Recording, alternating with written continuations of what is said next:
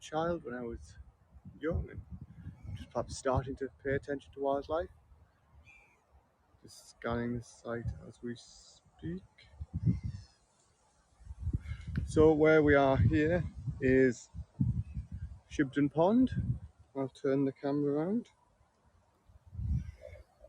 And this site is a sort of area of wetland, as you might expect from the name pond.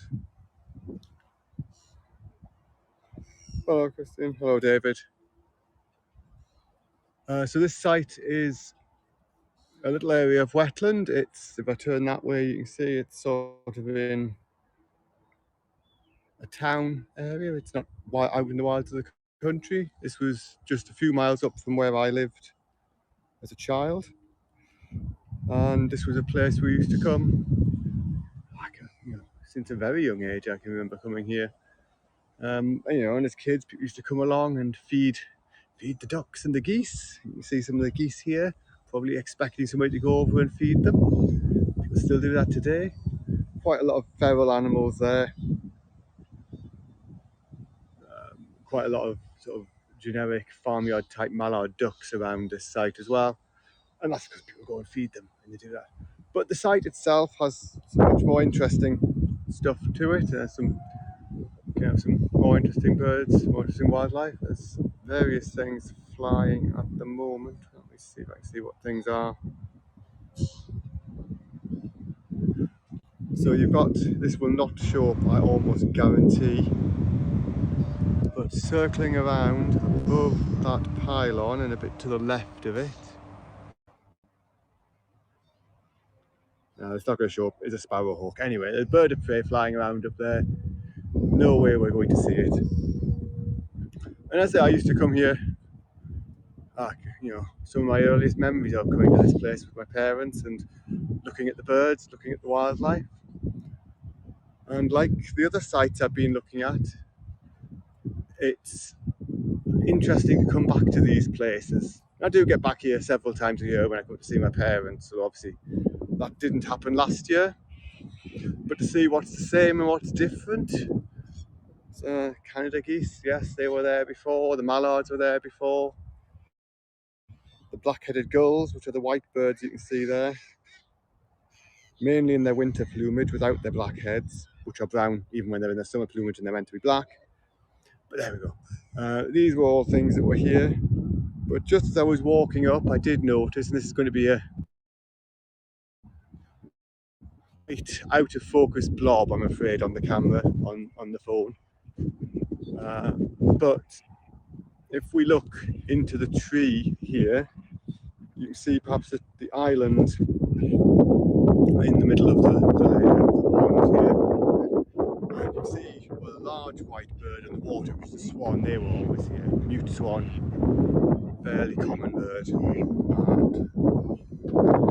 But you might just be able to see towards the right of the trees, middle right of the trees, the island, a smaller white dot. I'll try and zoom in on that, centre it a little bit. There's no way you'll be able to tell what that is on this picture, but that is a little egret. Little egret is a white heron type of bird, and that's a species that has expanded its range in Europe hugely in recent years. And it's a bird that when I used to come here as a child, you can just about see it. Yeah, it really is a fuzzy blob on my screen, so I dread to think what it is with the image compression. Anyway, we'll zoom out a bit, you can just see it there. But this is a species that's really expanded its range in Britain hugely, little egret, well, in Europe more generally. And when I was coming here as a little child, it would have been almost impossible to believe that you would see that there. Today it's almost uninteresting that it's there. Oops, I'll probably I've let my focus drift off, hang on. Where am I? There we go, let's turn that round. So that was really interesting to, just to sort of spot that sort of difference in, even the course of my lifetime. That level of difference in what you can see. Good day for a black tern with easterly flow. yes, I'm happy with the common birds here, but if a black tern came through, that would be lovely. Here's the swans, the swan family, 2 adults, 1, 2, 3, 4, 5, 6, 7, 8, 9, 10 cygnets. Seems quite a big family. See if they come over and just see if they've got colour rings on them. So one of the things that people do with birds to help study them is they put rings on their legs. I think in America they call them bands, we call them rings. And one of the things they often do with swans is, in addition to the metal rings with the number on, they put a plastic coloured ring on it, which is much easier to read in the field. And that means that doing things like this, if they've got one on them, which it doesn't look like they do at the moment, doesn't look like these birds do have that, you can easily read the ring and see where the bird's been and report that. But it doesn't look like these ones are ringed birds. We did have some earlier. There's a lot of birds sitting there, mainly gulls from what I can see, but probably a few other birds and waders amongst them. I'll be going along there and sitting in the hide later and working through these birds to see what they are and whether there was anything of interest. Oh, the camera's wandered again. There we go. Lots of birds there. It's quite difficult to keep your camera pointed in the same place whilst looking at things through binoculars, I've learned. Anyway, group of birds there. And yeah, on the water here you can see there's a mallard close in. The bird approximately in the centre, was in the centre of the screen, approximately in the centre of the screen now, swimming left, is a tufted duck. It says yes, it's a tufted duck, female tufty. And there's some coots here, blackbirds with white heads. People coming down to have a look at them themselves, so I'll wander off so I'm not broadcasting people at random. Wander back up here and we'll cut through into the marshlands. Point out another couple of things. I'll not broadcast the picture of the child standing at the water's edge looking at the birds, but it's nice to see that there's still people doing what I did with my parents when I was a little child and come here and just see the birds, see what's there. Of course, we did tend to feed them bread, which is not always regarded as a good thing to do, particularly when quite large numbers of people come and do it. I mean, giving birds a small amount of bread doesn't really do them any harm, but lots of people come here, which means in effect you're giving birds a lot of bread, and it's to some extent just empty calories. It's just not much, it's not really very nutritionally rich.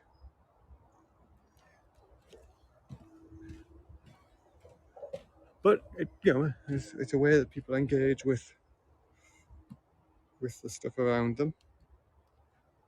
So we'll walk through here, have a look at the stream that feeds the pond. This was always a source of fascination as a child. Let's see if it's working today. Just quickly zip past this person.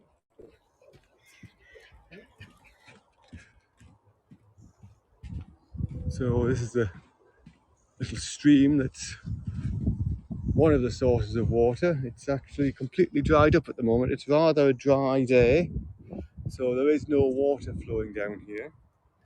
But that does give me an opportunity to walk up here and demonstrate the point I was going to demonstrate with the water. So you might be able to see here, I'm walking in what is the stream bed, but the colour there in the sunlight is very red. Now that's not, obviously it's the sunlight lighting, but that's not the colour of the light. This is essentially iron deposit. You can see the bed further up again is very red in colour. And this stream, when it's flowing, always looks very red and is presumably flowing off somewhere with some ironstone or some iron or some metal which is rusting away into it and creating this coloration. But it's been rather dry around here recently, so at the moment there's no water flowing to show you. That was always fascinating to me as a child, the red water. It looked like a kid's fizzy pop of some kind. It looked like iron brew. Don't think that's how they make iron brew, by just fishing it out of red water. You never know with that stuff. You see, we're coming to the end of summer. We're coming into the season of fruits. We've got the hawthorn here, or hawthorn berries, and in a few weeks or a month or so's time, this will start to be filled up with thrushes and birds. Yeah, so Fiona, of course, is from Scotland, so has inside knowledge in the making of iron brew. And when I used to come here, this site was run by the local council, by Gateshead Council. I think Gateshead Council may still own it, but the operation of it and management of it now has been transferred to a charity called the Wildlife Trust Durham, or Durham Wildlife Trust, and they manage these, and this is just their information and their logo. If you live in the UK, wherever you live in the UK, there would be a wildlife trust that covers your area. Wherever they are, they do great work, so do look them up, do join them if you possibly can, if you can afford the money. They'll be looking after places like this, or like completely different to this, but good for nature in different ways where you live. Now, I'm sure there are similar organisations in the other countries. I know David is from the United States, and I think Christian is from Canada. I know there'll be organisations out there that do similar things in those countries, are well worth supporting. So this end of the site now, we've come into a bit more of a dense reed bed. A bit harder to see the birds in this than out floating on the water. But the reed bed obviously has interesting things in it. It has reed and sedge warbler, reed bunting in the summer. And probably some of them are still around, though they'll be in the process of migrating if they haven't already. And because we're walking through the marshy area, they've helpfully put this boardwalk in so that you're not going knee deep in the mud.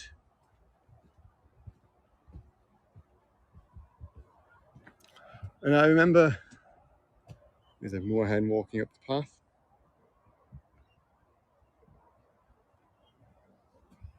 Want to show itself again.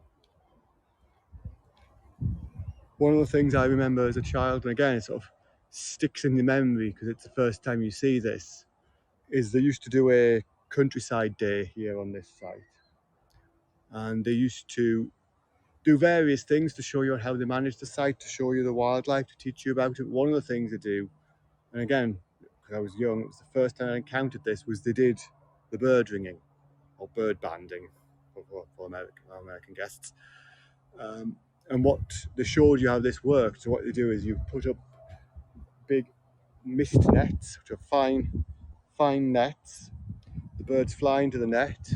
Someone who's trained to do this safely then can take the bird out, identify it, work out what it is, put a little metal ring on its leg, or if it's already got a metal ring on its leg, read what that says. And that's one of the ways you get to study birds. And again, as a child, that was sort of the first time I saw some of even sort of common birds, even the sort of common things that one would see in the garden, the blue tits and grey tits and robins and things like that, up close, so close you could touch them. Somebody was touching them. And it sort of sticks in your mind because, again, it's a really interesting early encounter. I don't know if they still do that sort of event here. If they still do that countryside day, because I don't live around here anymore. But that was a really, nice early thing. And even now, if I find, someone I know who does bird ringing on the site I'm involved in managing down in London, and even there, if he's doing that bird ringing, I'll try to go along and see them because it's just exciting. There's a tufted duck and a mallard, tufted duck in front, mallard, male behind, and then a female mallard about to come into view now.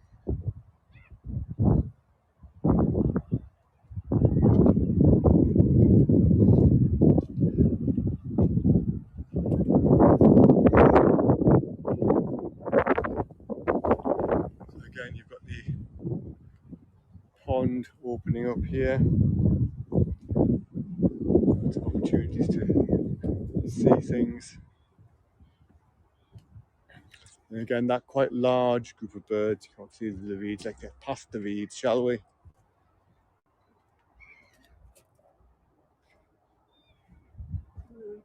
And over there, you can see that group of birds. I'll zoom in a bit. And you can see to the right of it, the hide, where you can go in, be concealed and observe the birds. There's at least 2 people with large cameras in there at the moment. A bit later on, I'll be a third person in there with a possibly not quite as large, but that's reasonably large 500mm lens stuck on the end of my camera, seeing what I can see, seeing if there's anything interesting amongst those birds.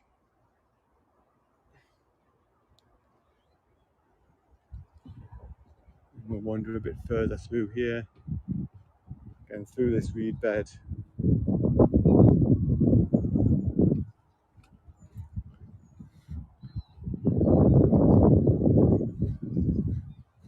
Not really taking any notes on what I'm seeing, which is shocking behaviour, but that's the point of broadcasting. Hopefully I'll remember enough. I'm going to cover most of this site again on the way back round anyway, so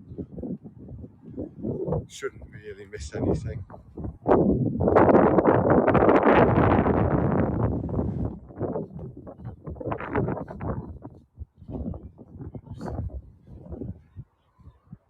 There's more moorhens. There's one more moorhen, the other one's run off into the reeds because it saw me.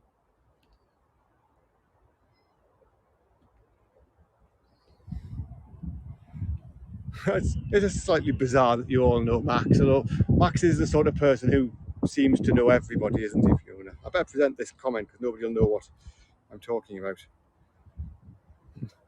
if they're not on haps.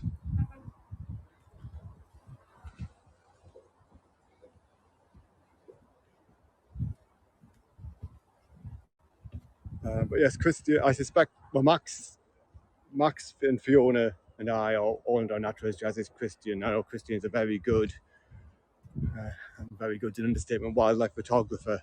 It's well worth following his broadcasts for some of his reporting, some of the things he shows, really high quality material.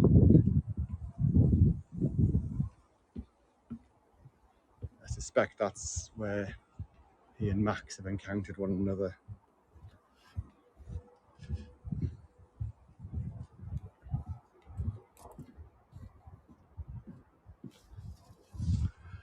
And then at the back of the site, there's some more reed bed, but there's some grassland and scrubby habitat. Oh, possibly astronomy, it's Christian. Yes. Yes, of course, the other David who's in the comments is an astronomer and does a broadcast on, I'm trying to remember, I want to say Sunday evenings, but Sunday afternoons, I guess, for him, on matters astronomical, which is, again, well worth watching.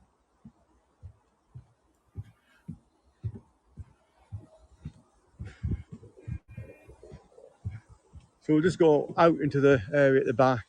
There's some nice weeping willow trees here.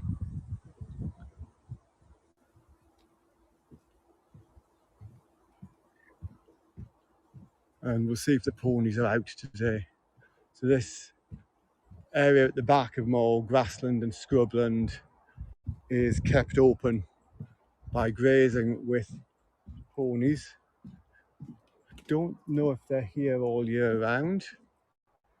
Haven't checked before doing this broadcast if they're here. Let's have a walk out and see if we can see them. But grazing as a way of keeping meadows open is a well-established conservation technique. Essentially, the animals do the work for you of eating vegetation.